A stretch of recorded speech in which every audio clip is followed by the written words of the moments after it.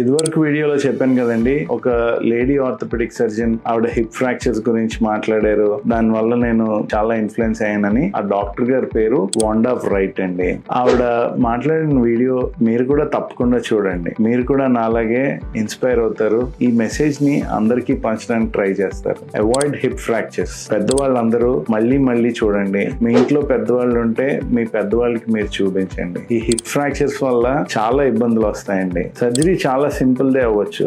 అది ఎలాంటి ఫ్రాక్చర్ అయిందన్న దాన్ని బట్టి ప్లేట్లు స్క్రూలు వేస్తామా లేకపోతే కొత్త బాల్ వేస్తామా అన్నది.